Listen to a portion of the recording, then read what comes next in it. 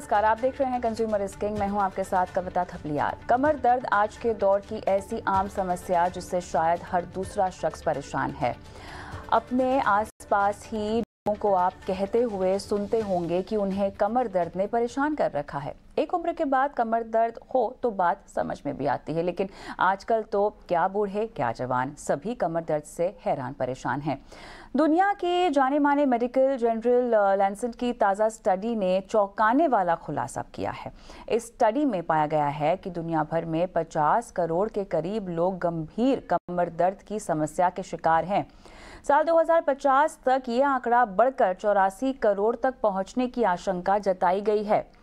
शोधकर्ताओं ने चिंता जताते हुए कहा है कि जिस तरह से लाइफस्टाइल की समस्याएं लगातार बढ़ती जा रही हैं और इसमें सुधार के लिए कोई खास प्रयास भी नहीं देखा जा रहा है, ऐसे में अगले 1-1.5 दशकों में इसका जोखिम साल 2020 की तुलना में 36% तक बढ़ सकता है। लाइफस्टाइल में गड़बड़ी मौजूदा समय की लगभग आधी बीमारियों की मुख्य वजह है। जानते सब हैं, लेकिन इस पर गंभीरता से कोई काम नहीं करता। लेकिन ये स्टडी बताती है कि वक्त आ गया है कि इस पर गौर किया जाए। आज के शो में हम इसी से जुड़े हर पहलू को समझेंगे। कमर दर्द को हम किस तरह से ख़त्म कर सकें, इसके लिए क्या पहल होनी चाहिए, हमारे एक्सपर्ट्स से बात करेंगे, जानेंगे कैसे इस दर्द से छुटकारा पाया जा सके। हमारे साथ आज की चर्चा में जो विशेषज्ञ शामिल हो रहे हैं, सबसे पहले उनका परिचय आपसे करा देते हैं। Doctor Debashish Chanda, orthopaedic joint replacement specialist, CK Birla hospital. Doctor Anil Sharma, consultant physiotherapist, the physio care. Divya Gandhi, dietitian. Mansi Gulati, yoga expert हमारे साथ जुड़ गए हैं। दीक्षा छाबड़ा, फिटनेस एक्सपर्ट भी हमारे साथ जुड़ गई हैं। आप सभी का स्वागत है हमारी इस बेहद खास पेशकश में। और डॉक्टर देबाशीष, मेरे ख्याल से आपके पास और डॉक्टर अनिल शर्मा, आप दोनों के पास इसी शिकायत से जुड़े ढेरों पेशेंट्स आते होंगे और कुछ आंकड़े तो ये भी कहते हैं कि अगर हम केवल मुंबई की ही बात कर लें तो लगभग 80% लोगों को स्लिप डिस्क है, जिसकी वजह से उनकी कमर में लगातार दर्द रहता है, लेकिन इस बारे में इनको पता नहीं होता लोगों को। डॉक्टर देबाशीष, आपके पास आऊँगी। सबसे पहले जो रिपोर्ट आई है वो तो खैर पूरी दुनिया की बात करती है। भारत में ये कमर दर्द की शिकायत कितनी ज़्यादा बढ़ती हुई आप देख रहे हैं? एक्चुअली ये अगर मैं सही में बोलूँ, उन्होंने लैंसेट की स्टडी में ये बोला है कि 2050 में ये बहुत बड़े उसमें आएगा। आई थिंक उन्होंने थोड़ा लेट ही इसके बारे में बोला है। आई थिंक अगर मैं लास्ट 2 साल का कंपैरिजन करूं जो कि कोविड के ड्यूरेशन में हुआ है, सो अगर मैं अपनी प्रैक्टिस की बात करूं, मैं दूसरों के बारे में ना बोलूं, तो मैं देखूंगा ऑलमोस्ट बैक पेन के नंबर्स में 2 to 3 फोल्ड्स इंक्रीमेंट हुआ है। 2 to 3 फोल्ड्स का मतलब है कि अगर पहले 10 पेशेंट आते थे दिन में, तो अभी कम से कम 20 से 30 पेशेंट आते हैं बैक पेन के लिए। और मानिए या नहीं मानिए, इसमें बैक पेन में not only slip disc but also osteoporosis, मतलब हड्डियों का नरम हो जाना, बहुत ही इंपॉर्टेंट प्ले कर रहा है एक रोल। बहुत सारे लोगों का मानना है कि हमारी हड्डियां नरम हो ही नहीं सकती है। ठीक है, अगर हम देखें कि लास्ट 2 सालों में क्या ऐसा हुआ है जिससे हमारे नंबर्स बढ़ गए, दैट इज कि लोगों ने वर्क फ्रॉम होम, घर से काम करना शुरू कर दिया है। ठीक है, बहुत सारी एक्टिविटीज जो पहले करते थे वो नहीं कर रहे। अगर ये 2 साल कोविड ने इतना चेंजेस लाया है, तो मुझे लगता है कि कुछ सालों में आगे जो चलने वाले 50 साल की बात तो छोड़ देते हैं, मुझे लगता है 5 से 10 सालों में अगर यही हमारा ट्रेंड रहा एक्टिविटीज का, तो इवन इससे भी बड़ा कैलामिटी बैक पेन को रिलेटेड हम लोग शायद पहले ही डील कर रहे हो। आपने काफ़ी सही बात यहाँ पर कही है। डॉक्टर अनिल, आपके पास आऊँगी मैं, क्योंकि जिस तरह से शिकायत बढ़ रही है और जो गलतफहमियाँ हैं लोगों में अपने शरीर को लेकर, मेरे ख्याल से वक्त आ गया है थोड़ा सा उसको ठीक किया जाए। तो जैसे कि डॉक्टर देबाशीष ने कहा कि लोगों को पता ही नहीं चलता कि उनकी, या उनको ऐसे विश्वास ही नहीं होता कि उनकी जो हड्डियाँ हैं वो गल सकती हैं। मेरे ख्याल से ये एक वजह हुई है। और क्या क्या वजह हो सकती है जिसके लिए लोग कमर दर्द की शिकायत लेकर आपके पास आते हैं, और ऐसे कौन कौन से मिथ हैं जो आपको लगता है कि लोग अपने दिमाग में धारण किए बैठे होते हैं और आपके पास आने के बाद शायद सच्चाई जो है वो उजागर होती है? So I totally agree with Dr. Devashish. And you know what is happening आजकल, लोगों को ये लगता है कि हम अगर अपने काम सब सही तरीके से कर रहे हैं तो इसका मतलब हमें कोई तकलीफ नहीं है। और gradually over a period of time एक एक तरीका होता है कि कोई भी तकलीफ शुरू होती है तो पहले वो एक सिंपल पेन की फॉर्म में शुरू होती है। धीरे धीरे वो पेन से ड्यूरेशन और इंटेंसिटी बढ़ना शुरू हो जाता है, और धीरे धीरे जब आगे बढ़ता है तो कहीं ना कहीं थोड़ी वीकनेस आनी शुरू हो जाती है, और एक स्टेज ऐसी आती है जहां हम कोई फंक्शन लूज कर जाते हैं। फंक्शन लूज करने से मतलब कि पहले मैं बैठकर काम करने में मुझे ऐसा दिक्कत नहीं होती थी, अब मैं बैठकर काम करना अवॉइड करना शुरू कर दिया। तो एक तरीके का ये फंक्शनल लॉस होना शुरू हो जाता है हम जिस तरफ जा रहे हैं।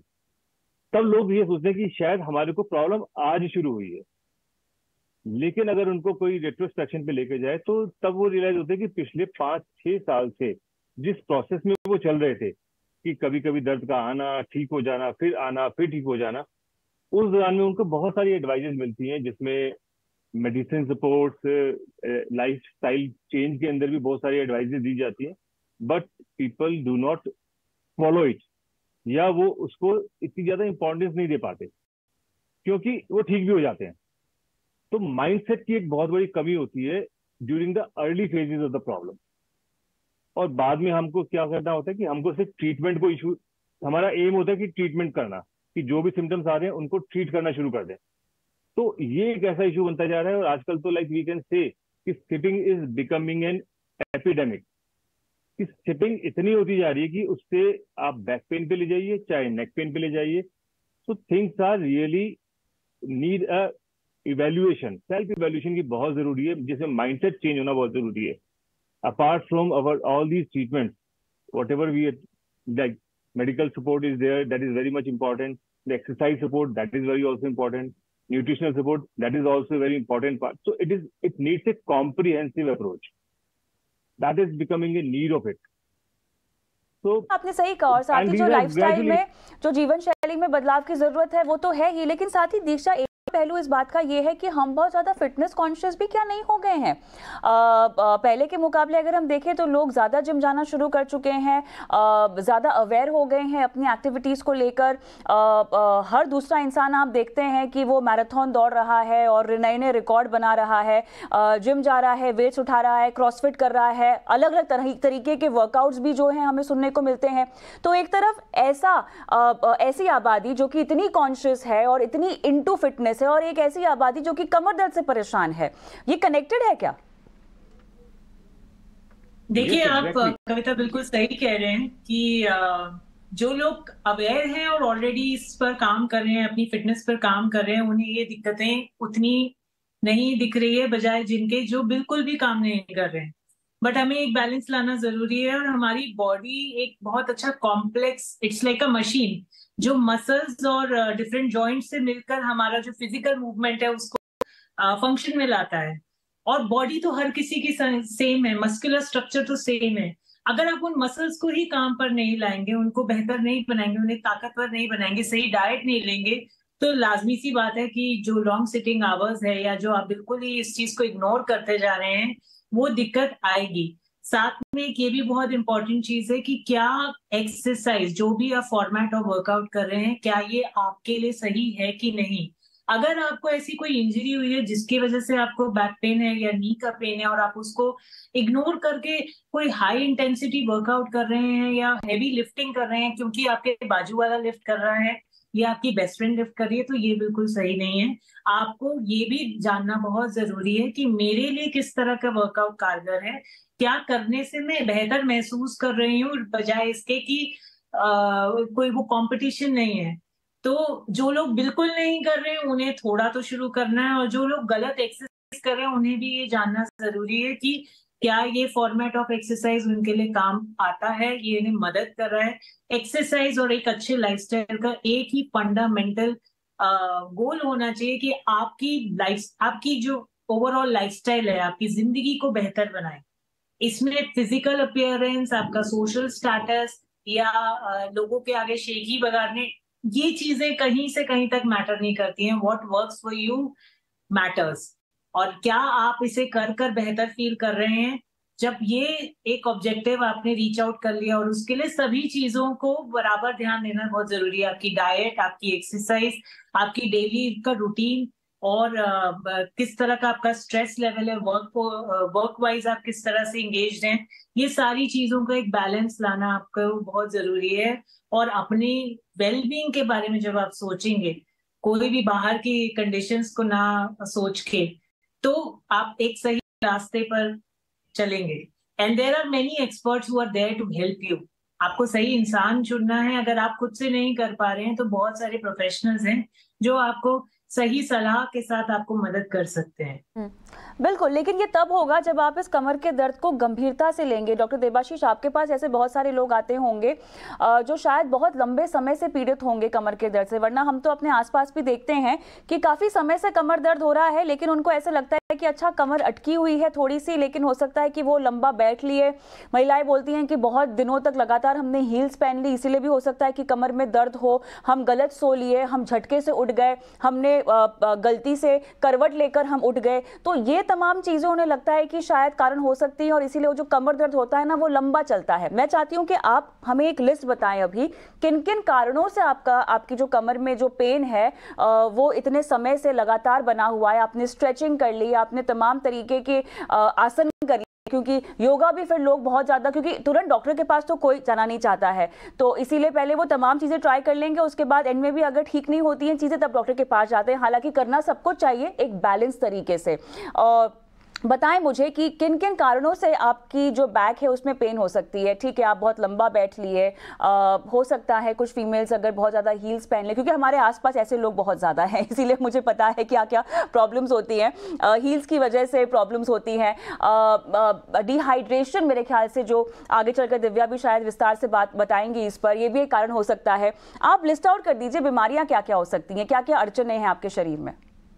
देखो, सबसे पहला जो आपने टॉपिक बताया ना बैक पेन के लिए, कि बहुत लोगों को स्लिप डिस्क की प्रॉब्लम है। जैसे मुंबई में आपने बताया 80% लोगों को स्लिप डिस्क की प्रॉब्लम है। स्लिप डिस्क, अगर मैं बोलूं, एक जनरल नोशन है कि लोगों के दिमाग में घुस जाता है कि स्लिप डिस्क के अलावा और कुछ हो नहीं सकता बैक में। सबसे कॉमनेस्ट कॉज अगर मैं पूछूं कि बैक पेन फीमेल्स में या ऑफिस गोअर्स में है, तो उनमें सबसे इंपॉर्टेंट कॉज जो है ऑस्टियोपोरोसिस, स्पाइनल ऑस्टियोपोरोसिस, मतलब स्पाइन की हड्डियों का नरम हो जाने का कारण होता है, नंबर 1। नंबर 2 पे definitely yes, I will keep slip disc, 1 और 2 लेवल स्लिप डिस्क हो सकता है, या बोनी कोई पैथोलॉजी, जैसे बहुतों को स्कोलियोसिस होता है, स्पाइन टेढ़ी होती है, उन्हें पता भी नहीं होता है उसके बारे में। ठीक है, स्पाइन का टेढ़ा साइडवाइज कर्वेचर को स्कोलियोसिस बोलते हैं, और सामने पीछे अगर मुड़ा हुआ उसे काइफोसिस बोलते हैं। स्पाइन की डिफॉर्मिटीज में भी इस तरह के पेन होते हैं। कभी कभी कुछ लोगों का पेन जो होता है वो अर्गोनॉमिक इश्यू के कारण होता है। अर्गोनॉमिक का मतलब है कि किस तरह हम अपने ऑफिस के काम को कर रहे हैं, बैठ के कर रहे हैं, जिसके कारण प्रॉब्लम्स होती है। अगर देखा जाए तो अर्गोनॉमिक इश्यू ना ऑलमोस्ट 80% ऑफ ऑफिस गोअर्स में होती है, बट वो ना टाइम पे कभी भी उसका सोल्यूशन मांगते नहीं है। या अगर आप देखोगे कोविड के ड्यूरेशन हर ऑफिस में अर्गोनॉमिक सेशंस ऑर्गेनाइज किए, बहुत सारे फिजियोज ने, बहुत सारे ट्रेनर्स ने, बहुत सारे ऑर्थोपेडिक डॉक्टर्स ने ये क्लासेस लिए हैं उनकी, मगर आप पूछोगे तो 90% को उसके बारे में कुछ भी नहीं पता होगा। ठीक है, क्योंकि उस समय उनको लगता है कि ये तो रिलैक्सिंग फेज था, एचआर ने अरेंज किया तो सोना ही है इसमें, तो 90% लोग सो ही रहे होते हैं उसमें। सो अंडरस्टैंडिंग की ऑफिस अर्गोनॉमिक्स बहुत जरूरी है पेशेंट्स को, लोगों को कमर के दर्द को ठीक रखने के लिए। इसके अलावा जो इश्यूज आते हैं, माइनर इश्यूज आते हैं, जैसे आपने मुझे बार बार 3-4 बार बोला कि हाई हील्स, अंडरस्टैंड दिस कि हाई हील्स के कारण बैक पेन होना बहुत कॉमन नहीं है। ठीक है, बहुत कॉमन नहीं है। I can understand, yes it is possible, but there are multifactorial reasons. जैसे अगर बोन सॉफ्ट है, उसके साथ आपका पोस्चर खराब है, प्लस आप पुअर अर्गोनॉमिक्स में, अब आप साथ में हाई हील्स पहनते हो, तब आपको डेफिनेटली प्रॉब्लम्स होगा। अगर आप मुझे बोलो सिर्फ हाई हील्स बैक पेन का रीजन है, नहीं, इसको मानना थोड़ा सा डिफिकल्ट है।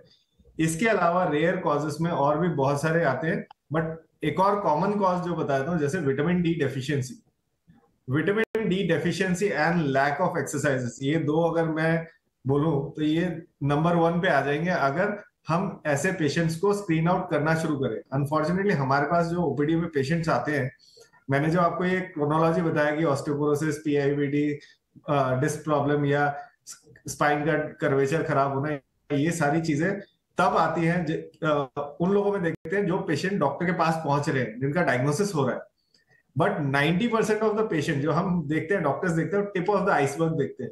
मैक्सिमम पेशेंट्स जो है वो घरों में ही बैठे हुए हैं, जिनका विटामिन डी कम है और पुअर अर्गोनॉमिक्स या मसल एक्टिविटी, कोई एक्सरसाइजेस नहीं कर रहे, या अचानक से उनके दिमाग में आता है आज मेरे को एक्टिविटी करनी है, और उन्होंने ऐसी स्पाइन की एक्टिविटीज कर दी है जिससे बैक पेन हो जाए, अनट्रेन्ड एक्सरसाइजेस, ठीक है, या अनसुपरवाइज्ड एक्सरसाइजेस। तो ये सारी मेजर कॉजेज है, बट ये माइनर में इसलिए आ जाती है क्योंकि इनके पेशेंट्स हमारे पास पहुंचते नहीं है।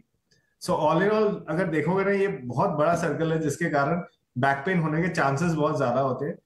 एंड ट्रूली सेइंग, इन सारी चीजों को ना, मैं अगर स्लिप डिस्क भी बोलूं, मैं अगर ऑस्टियोपोरोसिस भी बोलूं, विटामिन डी डेफिशिएंसी बोलूं, ये सारी प्रिवेंटेबल हेल्थ डिजीजेस में आती है। मतलब कि आप इसे बचा सकते हो इससे होने से, ठीक है। इसके होने से बचने के लिए बहुत सारे उपाय हैं। मुझे लगता है इतने उपाय हैं कि सेशन कंप्लीट नहीं होगा बताते बताते, बट अनफॉर्चुनेटली नहीं ऐसा मत कीजिए। मेरे पास 2 गेस्ट और जिन्होंने अभी तक बात नहीं की है, मुझे उनके पास जाना है। लेकिन हाँ, आपने सही कहा कि लोगों को पहुंचना नहीं होता डॉक्टर के पास और वो दर्द सह लेते हैं। अच्छा, मुझे क्योंकि ये दर्द के बारे में इसलिए पता क्योंकि मुझे स्लिप डिस्क है L4 L5, हालांकि वो एकदम हेयर के जितना स्लिप है, लेकिन विश्वास नहीं करेंगे दर्द इतनी होती है कि बेड रेस्ट के अलावा और कोई आपके पास इलाज नहीं होता उस पेन से छुटकारा पाने के लिए। ऑब्वियसली आपकी बैक आपको स्ट्रॉन्ग करनी होगी, आपकी बैक स्ट्रेंथनिंग पर बहुत काम करना होगा। मानसी, आपके पास आऊंगी। कुछ लोग होते हैं जब दर्द होता है तो पहले वो योगा करते हैं, स्ट्रेचिंग करते हैं। उनका ये बिलीफ है कि अगर आप इस तरह से कोई एक्सरसाइज करेंगे तो शायद एक तो उसका इम्पैक्ट आपको लॉन्ग टर्म होगा। दवाइयां वगैरह तो खैर उनका असर वेयर आउट हो जाता है, लेकिन इसमें भी आपने योगा कर लिया, क्योंकि ये मैंने भी एक्सपीरियंस किया है। जब हुआ था मुझे योगा करके मैंने बहुत कोशिश की, और जब मैं ठीक होने लगी तो मैंने कुछ महीनों के लिए योगा छोड़ दिया, वो पेन वापस से आ गया, क्योंकि मैंने ये नहीं समझा कि ये एक ऐसी चीज जो आपको नर्चर करनी पड़ेगी। It is going to be there with you for life long. तो योगा कितना सपोर्ट कर सकता है बैक पेन के तमाम इश्यूज जो अभी तक हाईलाइट हुए हैं उनमें? ऑनेस्टली मुझे तो कभी बैक पेन हुआ नहीं है, क्योंकि मे बी मैं योग करती हूँ। योग करने से इंसान निरोग रहता है, बिल्कुल। एंड बैक पेन के लिए आप रोज मतलब 30 मिनट तो हमें योगा करना चाहिए। अगर आप योग नहीं करते हैं तो वॉकिंग जरूर करिए, क्योंकि इससे हमारी मांसपेशियां मजबूत होती है, ब्लड सर्कुलेशन बढ़ता है। एंड जैसे डॉक्टर बोल रहे थे विटामिन डी का डेफिशिएंसी होता है, तो प्लीज आप विटामिन डी का भी सप्लीमेंट लीजिए, और साथ में अपना डाइट को बैलेंस रखिए। प्रॉपर न्यूट्रिशन मिलना बहुत जरूरी है। और हर आधे घंटे के बाद अगर आप अपनी अपर बॉडी को, जहां बैठे हैं आजकल वर्क फ्रॉम होम कर रहे हैं या आप बाहर काम कर रहे हैं, कोविड के बाद तो सब घर पे ही बैठ गए हैं, लेकिन अभी स्टार्ट हो गया सब कुछ, तो सिंपली अगर आप अपनी अपर बॉडी को अगर स्ट्रेच कर लेते हैं 10 सेकंड के लिए भी, तो इससे भी आपका बैक पेन की समस्या दूर होती है। तो सिंपली रोज आधे घंटे के लिए योग जरूर करिए, वॉकिंग करिए, अपने आप को हमेशा स्वस्थ रखिए। बिल्कुल सही आपने नसीहत दी है दिव्या, क्योंकि डाइट पर बहुत ज़्यादा फोकस किया जा रहा है, वाटर इनटेक पर हमेशा फोकस किया जाता है आपके तमाम मसल पेन्स के लिए, लेकिन हाँ, विटामिन डी और ऑस्टियोपोरोसिस की कमी को रोकने के लिए किस तरह से अपने आहार को आप हेल्दी रख सकते हैं? देखिए, अभी हम बात कर रहे हैं कि पेन के बारे में और yes, vitamin D and calcium के बारे में। अगर हम अपने डाइट में कैल्शियम का सोर्स ले भी लेते हैं, कैल्शियम सिर्फ मिल्क और उसके प्रोडक्ट्स में नहीं होता, बहुत सारी चीजों में होता है, जैसे कि सेसमे सीड्स हो गए, पपाया हो गया, बहुत सारे नट्स आते हैं। अगर हम कैल्शियम कंज्यूम कर रहे हैं और हमारी डाइट में विटामिन K2 नहीं है, तो हमारी बॉडी उस कैल्शियम को एब्जॉर्ब नहीं करेगी। तो अगर किसी के अंदर विटामिन K2 की डेफिशिएंसी है, आप अपने डॉक्टर से बोल के उसका मल्टीविटामिन लीजिए। सेकेंड चीज आती है विटामिन डी के बारे में। विटामिन डी 90% हमें मिलता है सनलाइट से, 10% मिलता है डाइट से। डाइटरी सोर्सेस क्या है? अगर हम वेजिटेरियंस के पास आते हैं तो वो है टोफू, सोया products, mushrooms, avocado. Non vegetarians में ऐड हो जाता है रेड मीट एंड फिश। अब बायोअवेलेबिलिटी विटामिन डी की जो है वो बहुत कम है, सनलाइट भी हमारे तक इतने अच्छे से पहुंचती नहीं है because of pollution. So vitamin D deficiency generally Indians में पाई जाती है। अब हमें अगर K2 मिल जाए साथ में, तो हमारा कैल्शियम और विटामिन K2 एब्जॉर्प्शन इंक्रीज हो जाएगा। मैं एक चीज के बारे में जरूर बोलना चाहूंगी, अगर हम डाइट की बात कर रहे हैं, अगर ऑस्टियोपोरोसिस या किसी भी तरीके का बोन रिलेटेड इशू है या अर्थराइटिस है या पेन है, एक इंसान को एंटी इन्फ्लेमेटरी डाइट लेनी चाहिए। एंटी इन्फ्लेमेटरी फूड होते हैं, जैसे कि अगर आप देखें आजकल लोग ना बहुत मल्टीविटामिन्स खा रहे हैं, हम ओमेगा 3 ले रहे हैं, हम ओमेगा 6 ले रहे हैं। अगर हमारी बॉडी के अंदर ओमेगा 3 और ओमेगा 6 की रेशो डिस्टर्ब हो जाती है तो बॉडी में इन्फ्लेमेशन हो जाता है, जिसकी वजह से अर्थराइटिस, स्पॉन्डिलाइटिस या स्लिप डिस्क या बैक इश्यूज होने स्टार्ट हो जाते हैं। किस चीज में होता है जो हम बहुत इग्नोर कर देते हैं? हमारे वेजिटेबल ऑयल में। अगर आप कभी गूगल पे भी चेक करेंगे, omega 3 and omega 6 ratio of vegetable oil जो कि होनी चाहिए 1:4, वो हमारे 90% कुकिंग ऑयल्स के अंदर होती है 1:40, 1:41, 2:30। सो जब हमारी बॉडी में ओमेगा 6 बढ़ जाएगा तो आपकी बॉडी में पेन्स आने स्टार्ट हो जाएंगे। तो अगर आप अर्थराइटिस का पेन है या बैक का पेन है, फॉर दैट मैटर कोई भी पेन है, इन्फ्लेमेशन की बात कर रही हूँ, अगर आप अपना वेजिटेबल ऑयल कम कर देंगे तो आपका पेन जो है वो ऑटोमेटिकली कम हो जाएगा। अब इसके अलावा अगर हम डाइट की बात करेंगे तो हमें कुकिंग में भी हर्ब्स ऐसे यूज करने चाहिए जो हमारे पेन को रिलीव करें, जैसे जिंजर हो गया, टर्मरिक हो गया। अगर हम कुकिंग में ये हर्ब्स ज्यादा डाल देंगे तो पेन अपने आप कम हो जाएगा। रेस्ट, डाइट लेंगे बिल्कुल बैलेंस्ड। अगर आप कैल्शियम का इंटेक, कई लोग क्या होता है अर्थराइटिस है, कैल्शियम इतना ज्यादा ले लेते हैं कि स्टोन होने की चांसेस हो जाते हैं।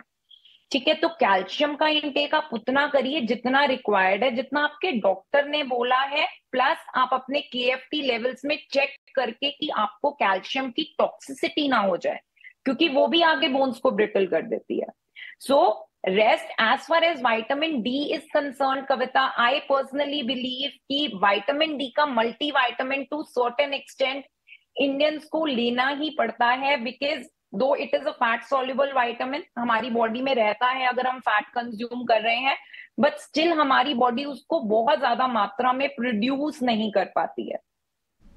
चलिए, तो इन सब बातों को ध्यान में रखते हुए बहुत ज़रूरी है कि सबसे पहले तो आप ये पकड़ें कि आपको कमर दर्द अगर हो रहा है तो ये क्यों हो रहा है, और उसके बाद छानबीन करें। और हाँ, अगर ऐसा लगता है कि काफ़ी अरसे से है तो डॉक्टर को दिखाना एक सही कदम होगा। बहुत बहुत धन्यवाद आप सभी का इस खास पेशकश में शामिल होने के लिए, और कंज्यूमर स्किन के आज के एपिसोड में मुझे भी इजाज़त दें।